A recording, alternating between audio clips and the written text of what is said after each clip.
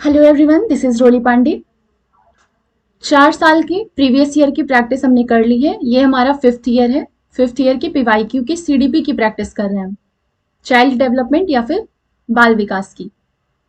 Question number 1 है हमारा, child development is divided into which of the following domains. मतलब जो बालक का विकास होता है वो किन क्षेत्रों में बटा होता है। सबसे पहले जो बालक का विकास है या फिर बालकों का जो विकास है, ये किस आधार पे इनका डिवीजन किया गया है, किस आधार पे इसका विभाजन किया गया है। तो बच्चों के बिहेवियर में जो चेंज होता है, मतलब बच्चों के व्यवहार में परिवर्तन के आधार पे ही चाइल्ड डेवलपमेंट का विभाजन किया गया है।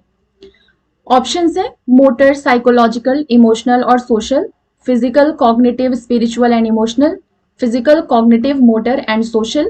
तो ये हमारा राइट ऑप्शन हो जाएगा, ऑप्शन नंबर 3।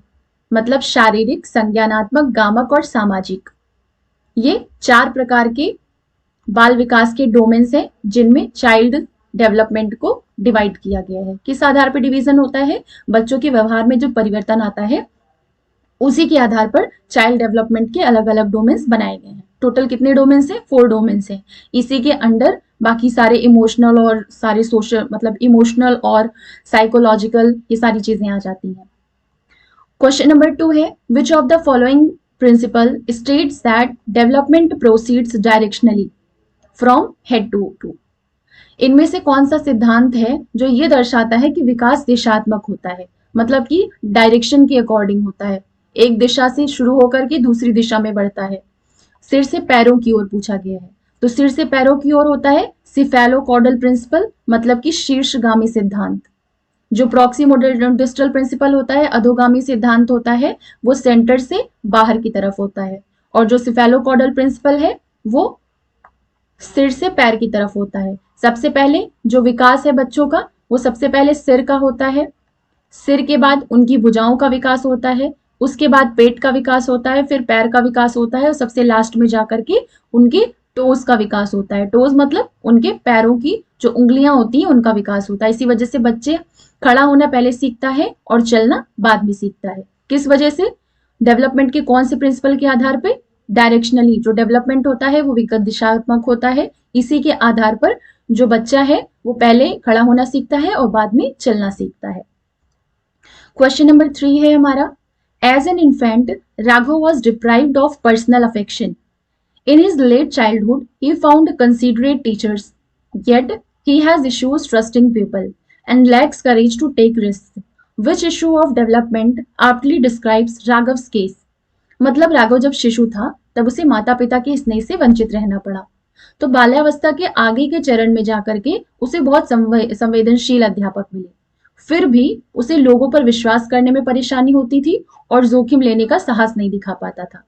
तो राघव के विषय में इनमें से कौन सा मुद्दा ऐसा है जो एकदम स्पष्ट रूप से वर्णित होता है? कंटिन्यूटी डिसकंटिन्यूटी इशू, या फिर अर्ली लेटर एक्सपीरियंस इशू, या फिर नेचर नर्चर इशू, या फिर यूनिफॉर्मिटी इंडिविजुअलिटी इशू। तो हमारा इसका राइट ऑप्शन क्या हो जाएगा? अर्ली लेटर एक्सपीरियंसेस इशू, मतलब कल्पनाशील। एक मिनट, अर्ली लेटर्स में ऑप्शंस गलत है। अर्ली लेटर एक्सपीरियंस इशू मतलब ये हो जाएगा प्रारंभिक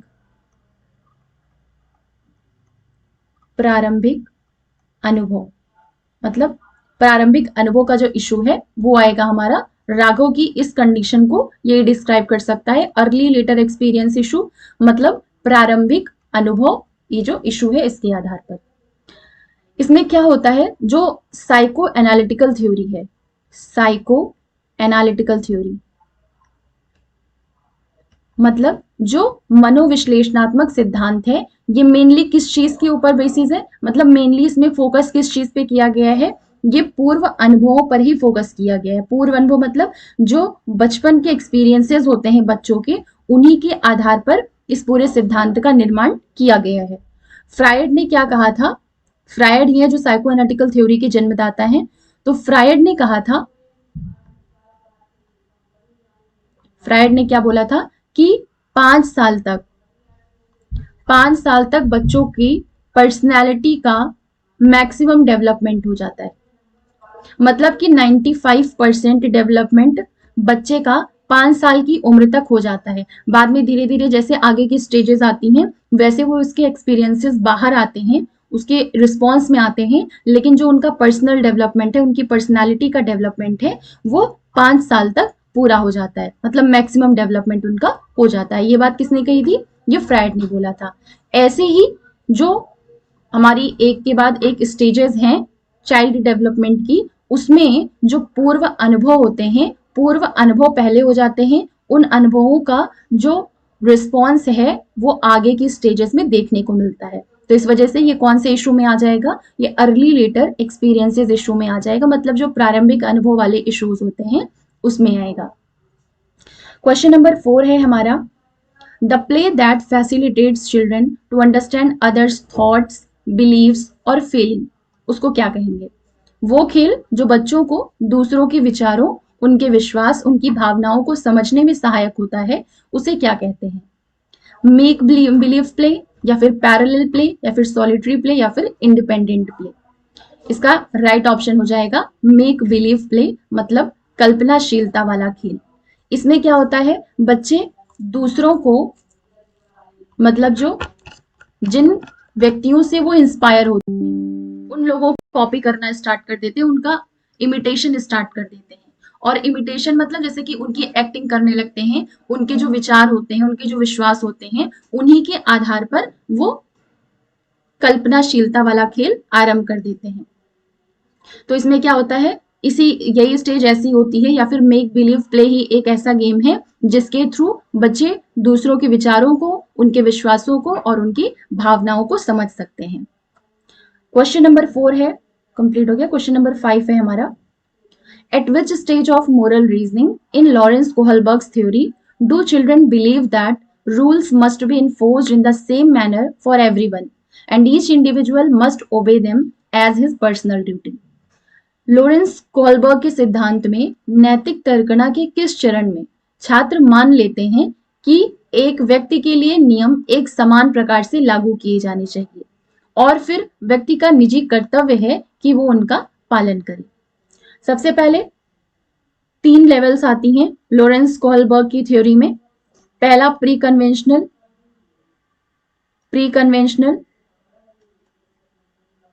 कन्वेंशनल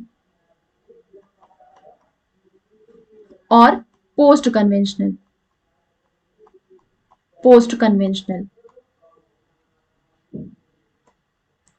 तो हर एक ये लेवल्स हैं, अलग अलग लेवल्स हैं,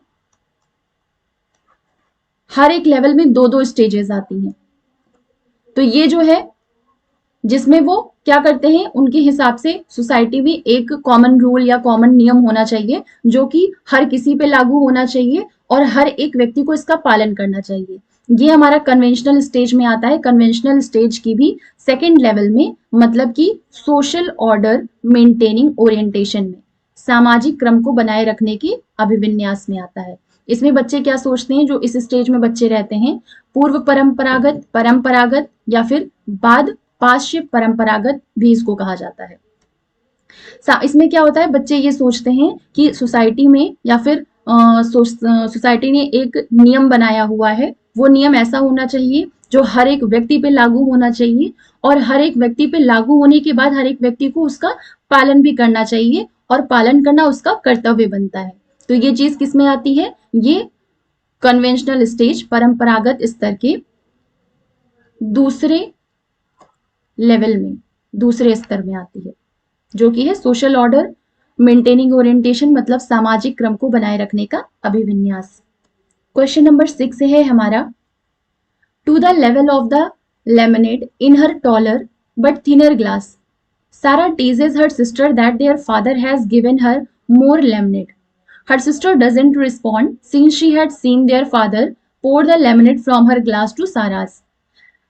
That both glasses contained equal amount of lemonade. तो given the context, इस संदर्भ के अनुसार सारा exhibits इनमें से क्या प्रदर्शित करती है?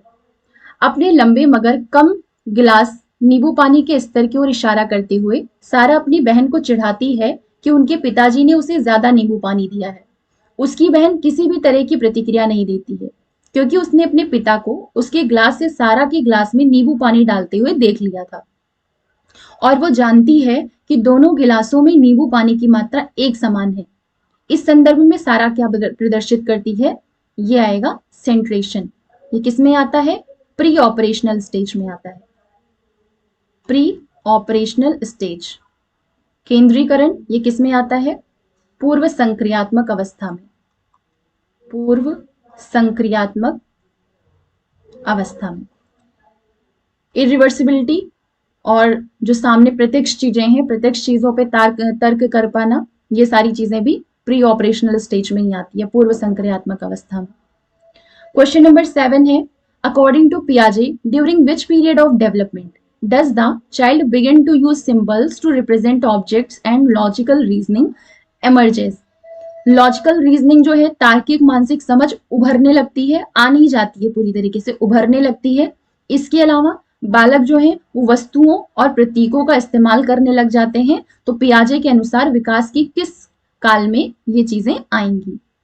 तो पिछले वाले वो हमने क्वेश्चन में पढ़ा था कि प्री ऑपरेशनल स्टेज होती हैं जिनमें लॉजिकल रीजनिंग स्टार्ट हो जाती है। इसके अलावा इरिवर्सिबिलिटी में या फिर की चीजों को रिवर्स कर पाने में, कंजर्वेशन के नियम में, इन सब चीजों में बच्चों को समस्या का सामना करना पड़ता है। ये सब चीजें किस में आती हैं? पूर्व संक्रियात्मक काल में आती हैं। क्वेश्चन नंबर 8 है, Aman is trying to fix the pieces of a puzzle but he is struggling to fit the correct parts at the right places. His mother provides hints and cues in the form of how, what, why. तो according to Lev Vygotsky's theory of learning, the strategy of learning will be, इस तरह की learning की strategy को क्या कहा जाएगा? अमन एक पहेली के टुकड़ों को ठीक से लगाने की कोशिश कर रहा है, लेकिन वो सही जगह पर सही हिस्सों को फिट करने के लिए संघर्ष करता है। तो उसकी माँ क्या करती है? कैसे, क्या, क्यों, इस तरह के प्रश्न पूछकर उसको संकेत प्रदान करती है। तो लेव वाइगोत्स्की के सीखने के सिद्धांत के अनुसार सीखने की ये प्रक्रिया क्या करेगी? बच्चे को डिमोटिवेट करेगी, या फिर बच्चे को आक्रामक बनाएगी, या फिर ये अधिगम में सीखने के लिए स्कैफोल्ड का काम करेगा, या फिर will not help in learning. तो राइट ऑप्शन इसका क्या हो जाएगा? ये जो तरीका है संकेत देने का, ये अधिगम के लिए पाड़ का काम करेगी। तुम्हारा राइट ऑप्शन क्या हो जाएगा? Option number 3। क्वेश्चन नंबर 9 है हमारा, in Vygotsky theory assisted discovery is aided by. मतलब वाइगोत्स्की के सिद्धांत के अनुसार जो सहायक अधिगम है, सहायक खोज है, वो किस चीज में सहायक है? कॉग्निटिव कॉन्फ्लिक्ट, संज्ञानात्मक द्वंद्व, या फिर पेयर कोलैबोरेशन, सहपाठी सहयोग, या फिर पेयरिंग ऑफ स्टिमुलस रिस्पॉन्स, उत्प्रेरक प्रतिक्रिया सहचर्य, या फिर रेनफोर्समेंट। रेनफोर्समेंट इसकी बात की थी स्किनर ने, स्टिमुलस रिस्पॉन्स इसकी बात की थी पावलव ने, कॉग्निटिव कॉन्फ्लिक्ट इसकी बात की थी पियाजे ने, जो पेयर कोलैबोरेशन है, सहपाठी सहयोग है, इसकी बात की थी वाइगोत्स्की ने। तो वाइगोत्स्की की थ्योरी में असिस्टेड डिस्कवरी जो है, सहायक खोज है, वो किस चीज में सहायक होगा? पेयर कोलैबोरेशन में, सहपाठी सहयोग में। तो राइट ऑप्शन क्वेश्चन नंबर 9 का क्या हो जाएगा? ऑप्शन नंबर 2, दैट इज सहपाठी सहयोग, पेयर कोलैबोरेशन। क्वेश्चन नंबर 10 है हमारा, according to Harvard Gardner's theory of multiple intelligences, well of the following terms is applied to the ability to perceive the visual words accurately and to perform transformation on one's initial perceptions. मतलब Harvard gardener की बहुआयामी विधि के सिद्धांत के अनुसार दृष्टिगत जगत को सही तरह से अनुभव करने की योग्यता और अपने आरंभिक अनुभवों में परिवर्तन लाने की योग्यता के लिए किया गया है। इनमें से कौन सा है? तो जो क्या कहा गया है? Ability to perceive the visual words accurately. मतलब अगर कोई किसी से बात कर रहा है, सामने अगर कोई किसी से बात कर रहा है, तो उसके विचारों को जिस भाव से वो कहना चाह रहा है उसी भाव से उसको समझ लेना, एक्यूरेटली उसको परसीव कर लेना। इसके अलावा जो उसके पहले से अनुभव हैं, समय के अनुसार, स्थान के अनुसार अपने उन अनुभवों का वो ट्रांसफॉर्मेशन कर ले, उसमें फेरबदल कर ले, ना कि उस चीज को लेकर के, अपने पूर्व अनुभवों को लेकर के।